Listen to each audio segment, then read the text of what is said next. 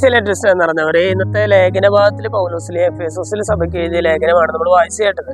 ഇവിടെ പൗലോസിലെ എഫേസോസിലെ സഭയിലെ ആളുകളോട് പറയുകയാണ്, ദൈവത്തിന് മുമ്പാകെ സ്നേഹത്തിൽ പരിശുദ്ധരും നിഷ്കളങ്കരുമായിരിക്കാൻ ദൈവം നമ്മളെ ക്രിസ്തുവിൽ തെരഞ്ഞെടുത്തു എന്ന് പറയുകയാണ്. രണ്ട് കാര്യങ്ങളാണ് പൗലോസിലെ പറയുന്നത്.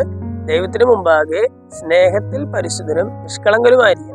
പരിശുദ്ധമായ സ്നേഹം പരസ്പരം അനുവർത്തിക്കാനായിട്ട്, അല്ലെങ്കിൽ പരിശുദ്ധമായിട്ടുള്ള ഒരു സ്നേഹത്തിൽ വർത്തിക്കാനായിട്ട്, അതുപോലെ തന്നെ നിഷ്കളങ്കരായിരിക്കാൻ വേണ്ടിയിട്ട് ദൈവം നമ്മളെ കർത്താവിൽ തെരഞ്ഞെടുത്തുവെന്ന്, ക്രിസ്തുവിൽ തെരഞ്ഞെടുത്തുവെന്ന് പൗലോസിനെ നമ്മളെ ഓർമ്മിപ്പിക്കുകയാണ്.